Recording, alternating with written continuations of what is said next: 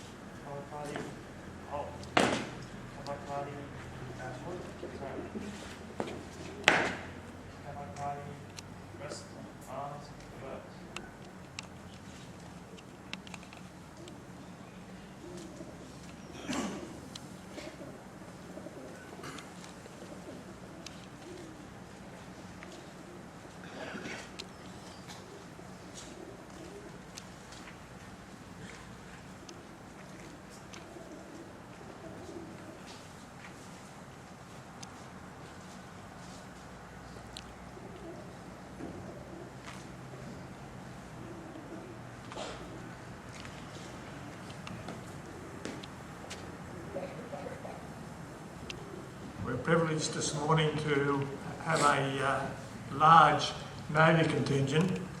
Welcome Captain Paul Scott, Lieutenant Commander Noel Kirk, and of course our usual visitors from HMAS Albatross. Indeed, privileged for all those Navy personnel to be here, and of course Federal Minister and Senator for New South Wales, Senator Fiona Nash, who we will invite to speak a little bit later. On the 25th of April 1915, as dawn began to break, the first sons of the young nation landed in Gallipoli. These young Australians, with their New Zealand comrades, had come to do their bit in the call of a nation. Our Anzac forebears and those whose names are recorded on this wonderful roll of honour behind me will be quite proud of Australia today. They knew better than we ever could that nationhood was born on sacrifice. They knew also the horrors of warfare, where lives were destroyed and the dreams of our youth are forever lost, and that our national identity was forged from their brave deeds. I will now ask Lieutenant Commander Noel Kirk to give the address.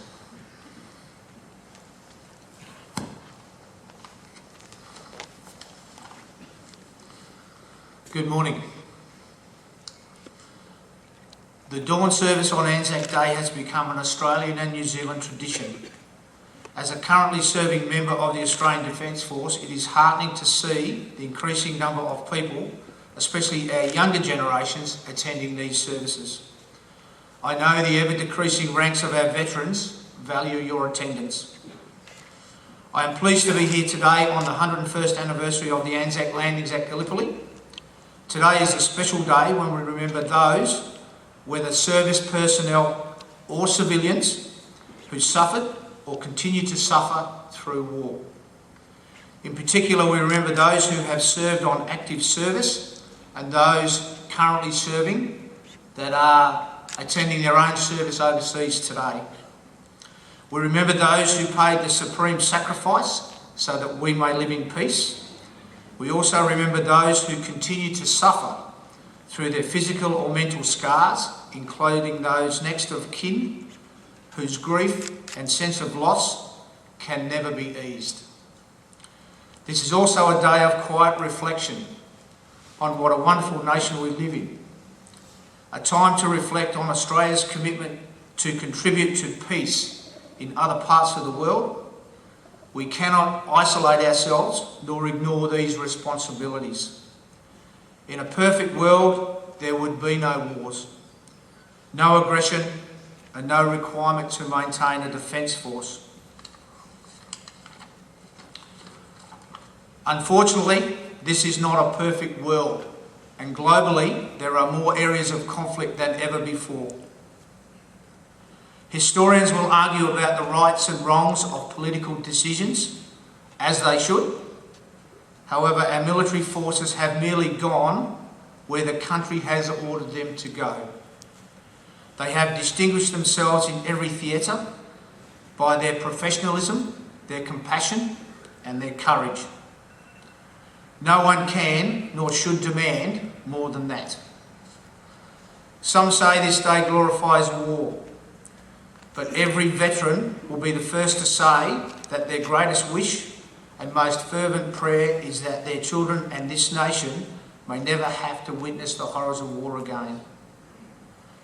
As the ranks of our veterans continue to diminish, let us be determined to maintain this special day so that we can reflect on how fortunate we are and reflect on our freedoms. Each generation of Australians hand on to the next the spirit which makes Anzac Day what it is today. For the sake of our future, we all need to carry the Anzac spirit as we go about building a better Australia on the strong foundations left to us by the original Anzacs. I would like to finish with an excerpt from a book by John Hepworth titled The Long Green Shore, which is a book written about diggers that served in PNG. He quotes, "They pinned no medals on him, they made no speeches.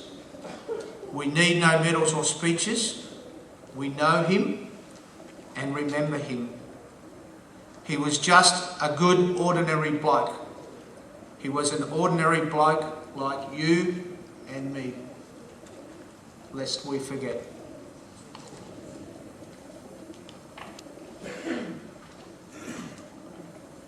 Thank you, Lieutenant Commander Kirk. Now I ask Senator Fiona Nash to give her address. Thank you, John. Lieutenant Commander Noel Kirk, Captain Paul Scott, ladies and gentlemen, boys and girls here this morning.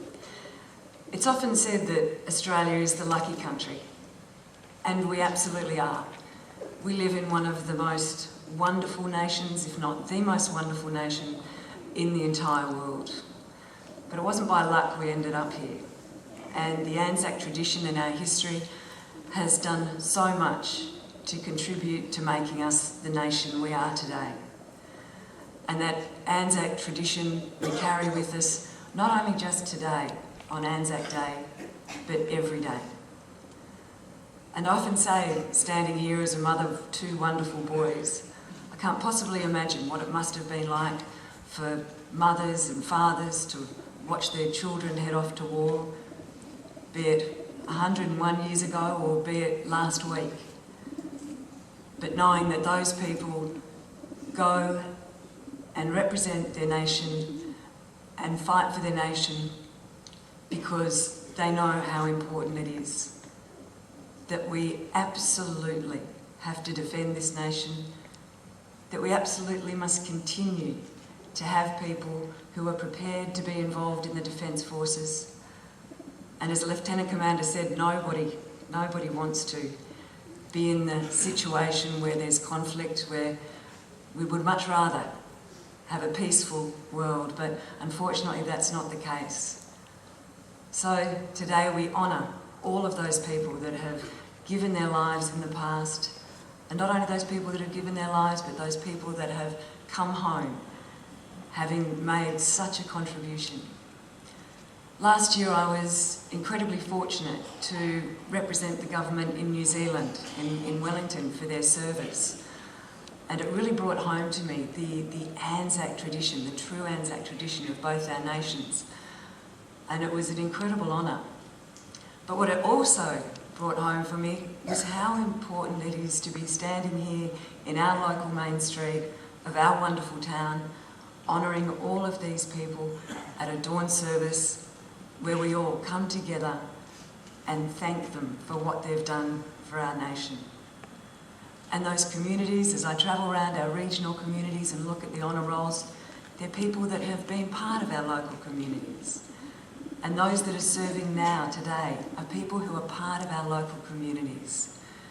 So it's incredibly important that we come together as a local community to remember those people who have made the ultimate sacrifice and to remember those people who have come home and to honour those people who are now serving our great nation. And it is an enormous honour to be able to stand here and be with you here today so that we can all together thank the people that are involved continuously in defending this nation. And it's not just those that fight on the front line, it's the doctors, the nurses, the cooks, the mechanics, the people involved in ordnance and transport, all of those people who come together to make sure that we defend our nation, that they are out there doing their bit on behalf of Australia across the world. So today we remember all of those people, we think of all of those people currently serving, and we thank them. And we thank you all so much for what you have done for our nation. You have indeed made sure that we are the lucky country.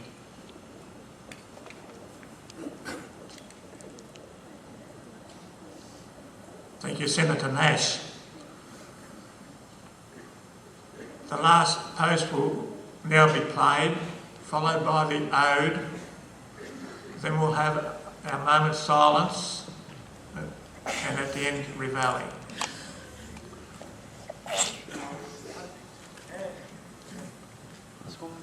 They'll play the last post.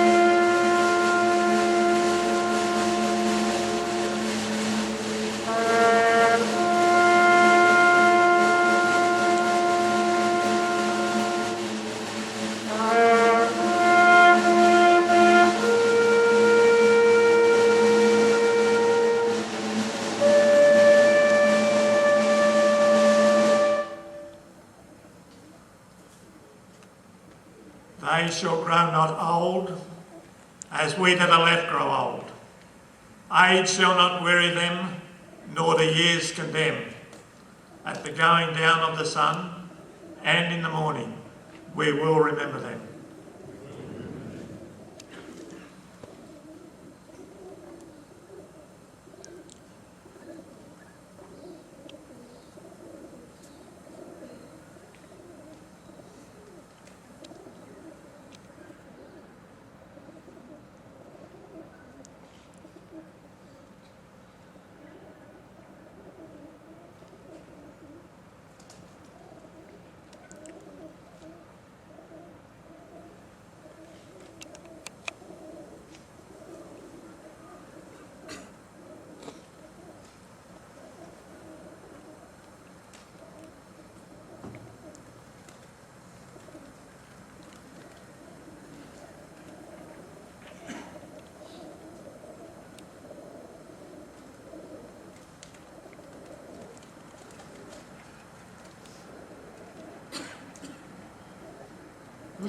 lest we forget.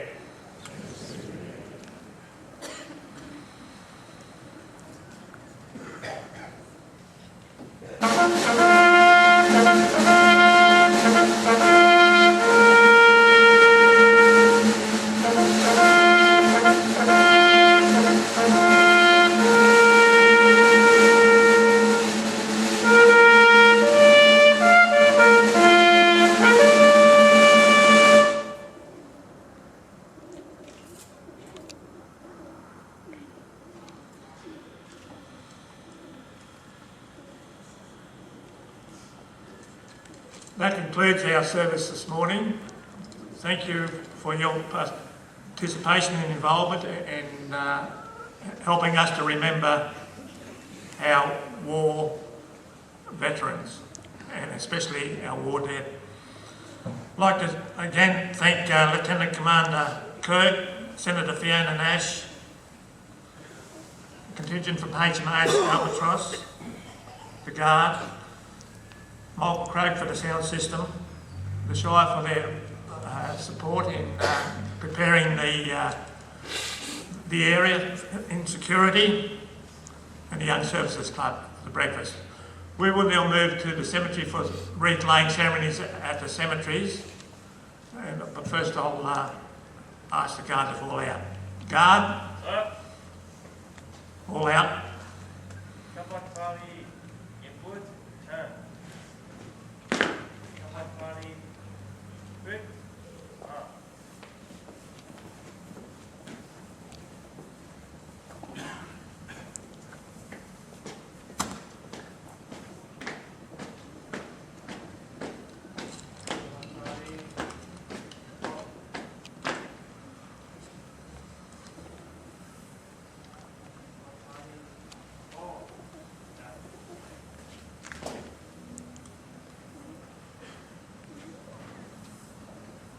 Parade Commander.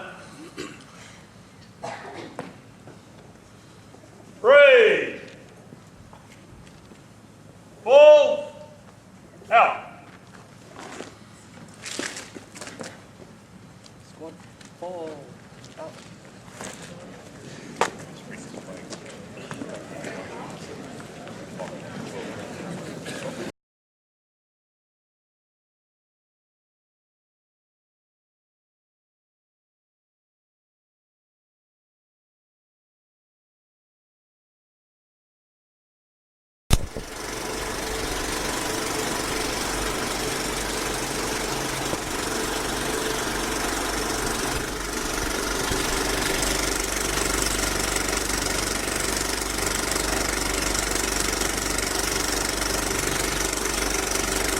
Tune in tomorrow.